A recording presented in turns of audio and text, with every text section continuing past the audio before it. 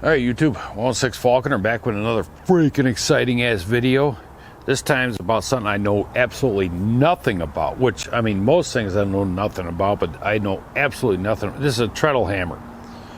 My middle boy there, 106 Junior the second, he's in the smithing. He asked me if I could whip him up a freaking treadle hammer. No, I've never freaking heard of a freaking treadle hammer before, but here we go. Treadle hammer, bam, done. It's it was a pain in the ass trying to figure this shit out. I looked up videos on YouTube how to build a freaking treadle hammer, and there's all these people showing off their treadle hammers and whipping stuff up out of a fucking 2x4 and a twig and shit, but they never tell you how to do it. And I don't really care how old school it looks, or if it looks like something the Vikings used or some shit. The kid wanted a freaking treadle hammer. So, anyways, this thing here is built out of mostly scrap. The boy came down with a house post. You got your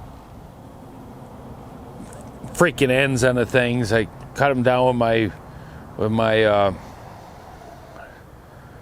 fucking angle grinder with a freaking cutoff wheel on there.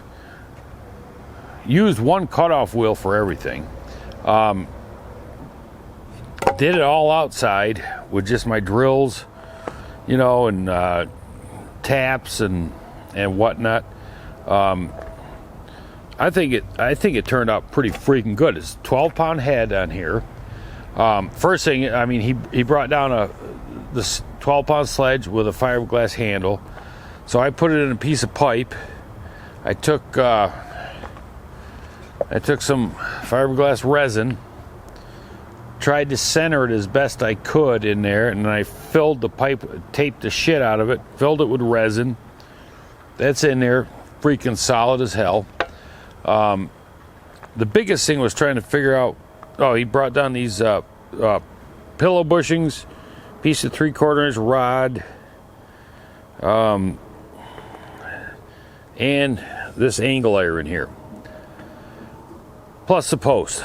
So I had angle iron laying around. Didn't have I bolted it all together, drilled, tapped, bolted, because it's basically a functioning prototype that he's going to have to take home and fix it to his needs before it gets welded up. Even if you have to weld it, you could probably just leave it like this. I have it on a old piece of countertop here that's 2 layers of 3/4 inch old school plywood. Good shit. So I just lag bolted the 2 columns, your anvil portion and the other one. Just lag bolted it there with 1.25 inch lags. The biggest problem I had was the spring, because you see these videos, they're using, most of them use garage door springs, but when the boy came over, he marked off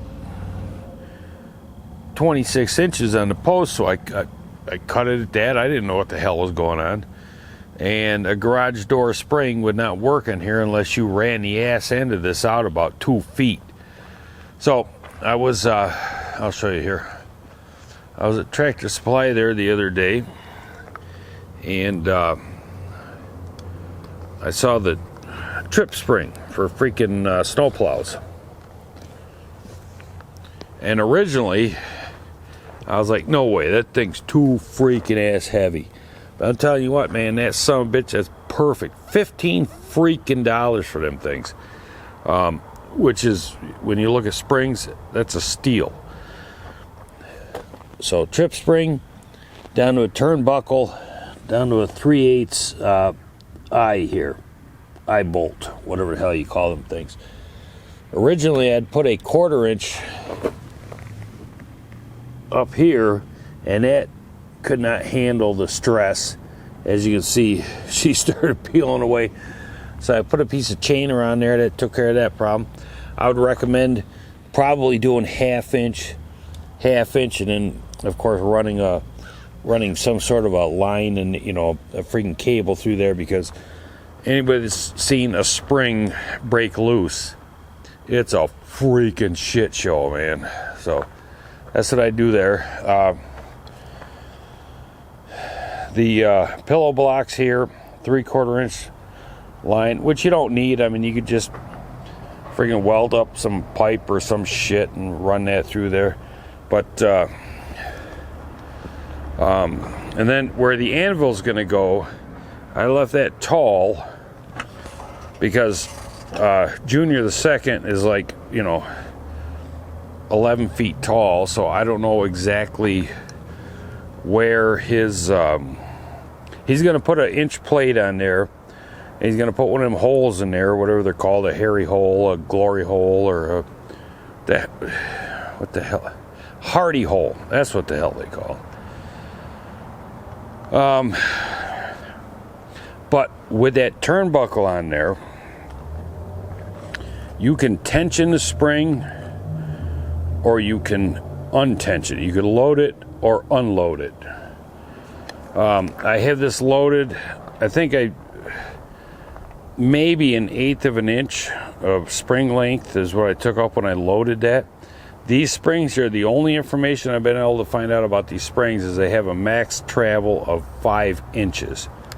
And I mean, that's a lot of freaking travel, because when you look between the hammerhead and the spring, I mean, you're maybe getting 2 inches of travel on that. Which leads me to my other point. Oh, and then these two bearing blocks here, whatever, just from a freaking garage door. This is the tube from a garage door. You know, the ones that had the one spring up top, whatever the hell they're called.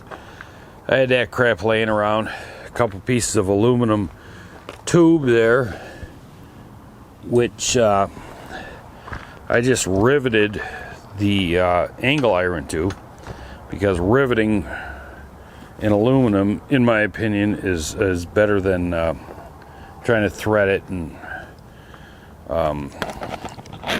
because I don't think it can handle the torque like rivets can.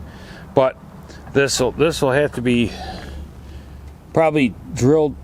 Where the fuck is my drilled? You know, through bolted top to bottom. You know, a couple bolts on each side. Good. I mean, 'cause there's really not a lot of, the forces are so what the hell is going on with my camera? Anyways, whatever. So once he cuts the anvil post down to where it needs to be, the cable, which I was originally using to tension the back spring, until I realized that turnbuckle fit freaking perfect for that. That's the way I would go, definitely. Turnbuckle and a trip spring, even, you know, depending, don't matter how high this is, you can just, you know, drill and tap wherever you need that. And because I mean, that's freaking, that thing is awesome. If you put so the cable goes down here to the treadle there, 3/8 eye bolt. If you run this cable out to the head, it only takes 10 pounds of pressure to bring that head down, which is way too freaking light. I mean, it's like stepping on air.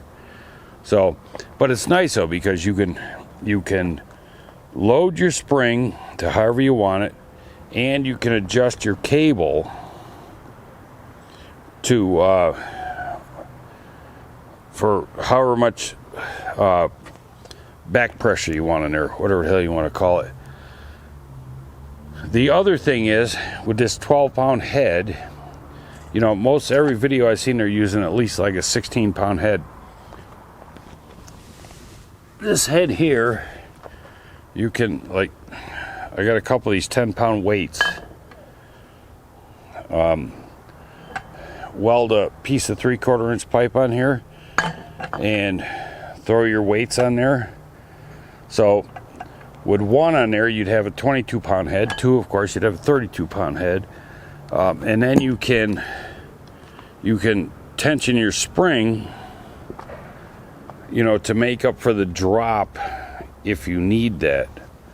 But anyways, it's a functioning prototype that the boy is going to have to tweak to fit his needs. But anyway, so if you've been looking for how to build a treadle hammer without much luck, here's a video from somebody who absolutely knows nothing about freaking treadle hammers. So, all right, that's it.